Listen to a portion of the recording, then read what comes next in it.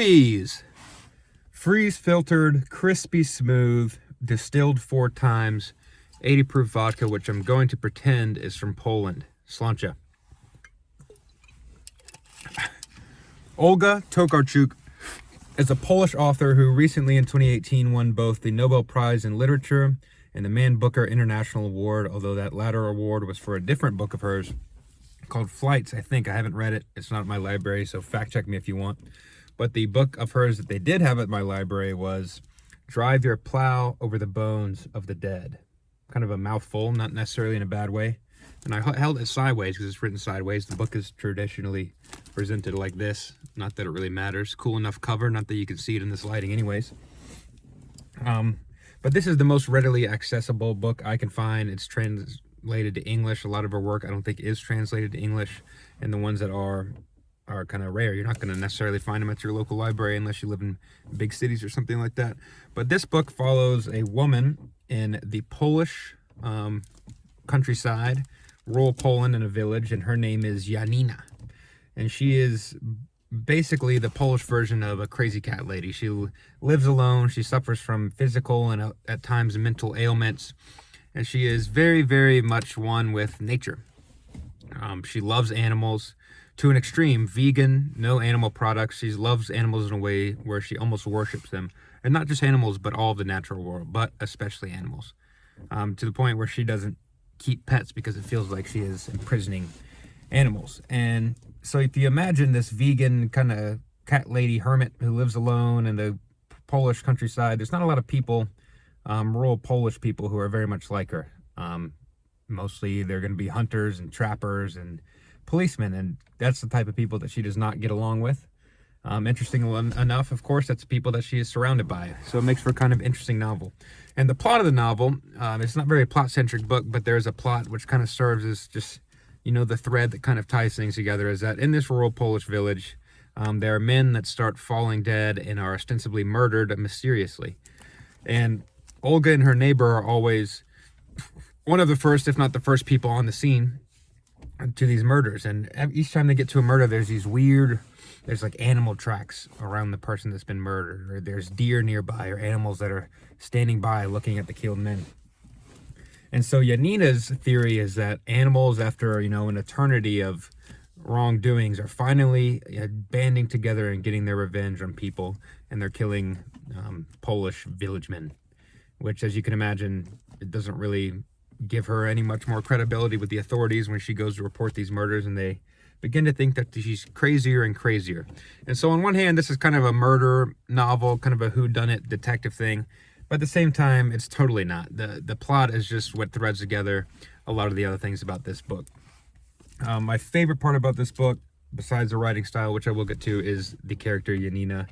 A lot of people, when they read, are looking for the most relatable characters, whether they realize it or not. I'm not one of those people. I'm just looking for the weirdest, most idiosyncratic characters that authors can think up. And it's even better if they not only talk about what the characters are talking about, but also their inner monologue and what they are thinking about. And that's totally what you find in this book. So the way I see it is that in the center of the novel is the main character, Janina. And even within Janina, we have her inner monologue and her inner thoughts and philosophies, which is what makes the book interesting. And there are a couple of artistic and spiritual, I should say, themes that kind of tie all this stuff together.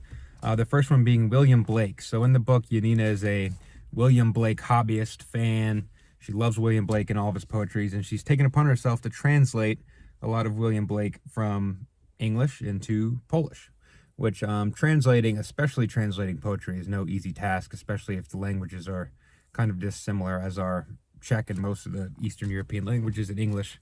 Not to get distracted there, but William Blake is a central figure in this book, and I don't know a ton about him. I know he's a romantic poet, which, romanticism in the context of Janina and her love for nature and the Polish countryside totally makes sense. And at the beginning of each chapter, I think it's every single chapter, there's a little William Blake quote, or maybe entire poems, and then the following chapter will somehow tie back to that William Blake poem. And I just really love that, kind of meshing together poetry and prose. This book is also very grounded, ironically enough, using this word, in astrology. Now, I am not the biggest astrology person. I don't know a ton about astrology, but I love the ethos of astrology. And I know a lot of people are probably viewing this and rolling their eyes, people who hate astrology or they're non-believers or whatever. But you have to imagine yourself in the eyes of a rural Polish village woman who lives alone, and they got the clear sky at night, and who loves nature and is very bound by the natural world. And you presented the most banal, cold, distant reality possible. And how do you expect her to not look up at the stars and dream? And so it totally makes sense, and it definitely works in modern times, because I've noticed that astrology is growing more and more popular within my generation and the generation younger than mine, which makes sense for the reason that I just said. If you're going to kill God and present us with something even more boring and horrible, then of course they're going to look up at the stars and dream. And so the character Yanina is super into horoscopes, and that's coming up to a level that I do not understand. But if you're into astrology, or if you know someone who's into astrology, you or whoever you know will definitely enjoy that. I mean, I know that I'm a Libra, that's about it, and the whole book goes into rising moons and houses and chambers and stuff beyond me. But I do love the ethos of it, and I think it's okay to read stuff that you don't understand and you can still appreciate it in an intuitive way. And we also have the aesthetics of the Polish countryside, especially in the winter, which is a very powerful image, and it's a perfect place for this story to take place. And so the way I see it is, I have almost this image for this book, which is a slow whirling hurricane, and on the outside of the hurricane is the murders themselves. And you can tell that Olga, she doesn't want to put too much attention to these murders. She's kind of a distraction, like a red herring or something. And for me, the murders are just the thread which ties all the other pieces of the book together, and that's not really the point of the book. And as you get closer to the eye, things get more and more intense, and you could tell that Olga writes with more passion about astrology and then the Polish countryside, the country that she comes from, and all these characters and all their different personalities. And she injects little parts of her own personal philosophies and astrology and William Blake. It gets more and more intense and colorful and vivid. And then at the very center of the eye of the hurricane is the character of Yanina herself. And in a way, it's like the hurricane is taking place within Yanina, which you'll understand more. It sounds like a profound sentence, but if you read the book, you'll understand it more. And that's the way I see this book. And the writing style that Olga writes with is totally unique, and by far, one of my favorite, probably my favorite thing about this book. And it's very hard to describe. It almost seems like each paragraph is a separate thought that Olga had on her own, or she wrote down in a journal, and she has this whole, pile of thoughts. And she said, I'm going to create the series of murders, and that's going to be the thing that somehow ties together all these thoughts, astrology-based, philosophy-based, poetry-based. And you could tell, in each paragraph, she is put in so much effort. It's almost like reading a Flaubert novel. Maybe he's just recency bias. He was on my mind because he was the last review I did, but it's just every paragraph is its own little prose poem in a way. And when I started planning doing this episode, it occurred to me that these paragraphs are almost like a constellation in themselves. I mean, it goes from one page to the next. You're like, how are these two paragraphs related? How are these two thoughts related? And when you look at it, you're like, this doesn't make any sense.